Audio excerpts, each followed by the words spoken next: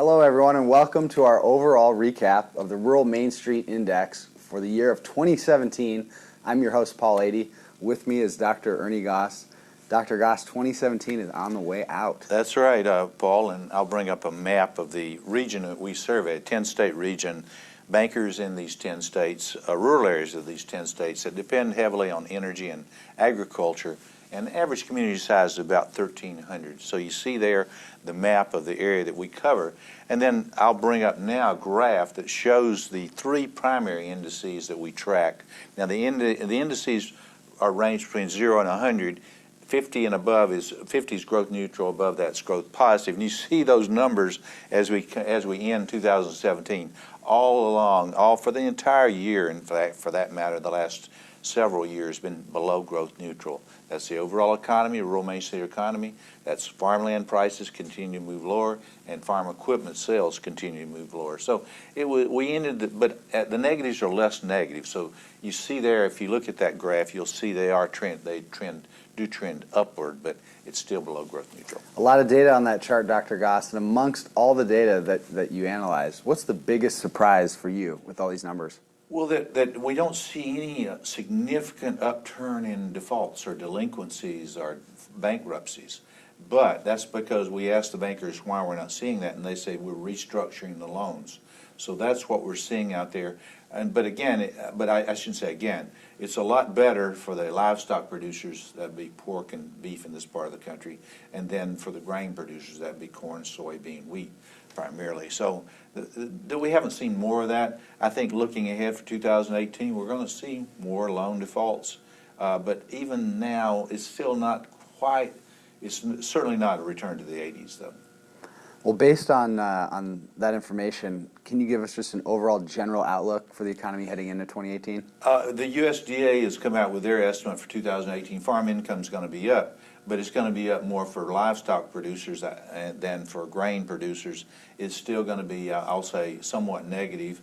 But a lot of that depends on weather. A lot of it depends on trade. Trade's a very important issue going forward. So these are very volatile times. We'll have to wait and see what comes out of trade, what happens in terms of weather, certainly in terms of international conditions. Another localized factor, land values. Any thoughts on land values? Our bankers in our survey say 3% decline for 2018. Now that sounds tough, but last year at this time it was down by, they expected 6%. So again, the negatives are getting less negative. It's cut in half in that instance.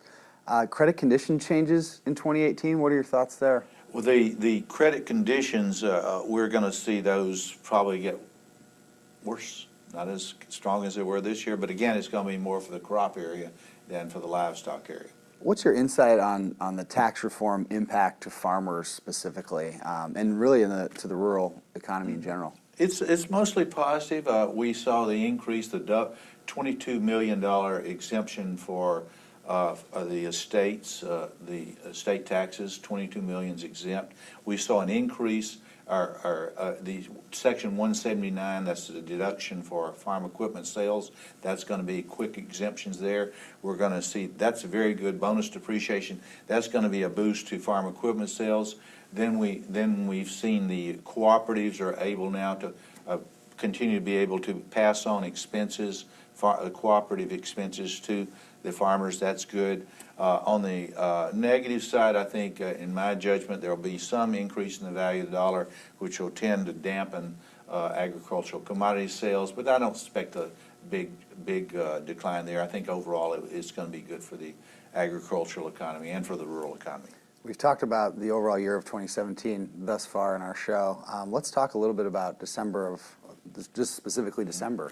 Out today, as a matter of fact, Paul, and those numbers still are not good, but they're better than they were last month and better than the month before. So we're moving in the right direction. We're seeing farmland prices, the negatives are getting less negative, equipment less negative, the overall economy. We asked the bankers about how their economy was doing. Only 20% said the overall rural Mainstreet economy is growing. The other 80%, about 60 to 70%, said decline. The other 10 or so were in the middle. So it's not. It's still and if you look at the national economy, we've got this bifurcation: the rural versus the urban. Urban's doing great. rural not as well. Annual cash rents. You mentioned off air that they're now declining.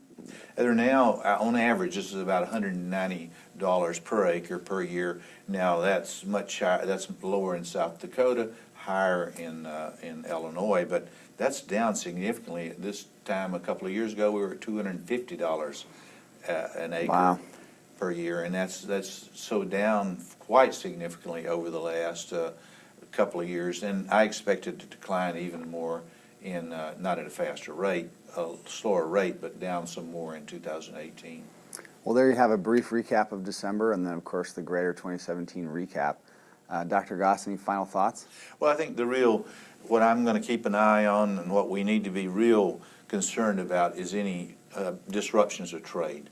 And we've seen NAFTA being potentially taken off, aborted, and I don't want to see that. That's a real negative.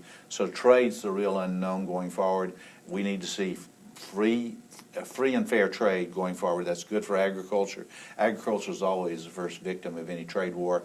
We saw that in Japan, increased by the 50% tax on frozen beef into Japan. That was because we withdrew from TPP, Trans-Pacific Partnership. So I'm concerned about trade, but if we get good trade deals, we're going to have a even better economy than I'm now expecting. Well, that's a fantastic recap and a hopeful analysis for going into 2018, Dr. Goss. Has anybody told you see you next year yet? Not yet. That's the first one. So we'll be looking forward. I'm looking forward to 2018. Again, it's going to be a better year than 2017 was for the farmer. And until we meet again next time this year, sorry, may your economic cup runneth over.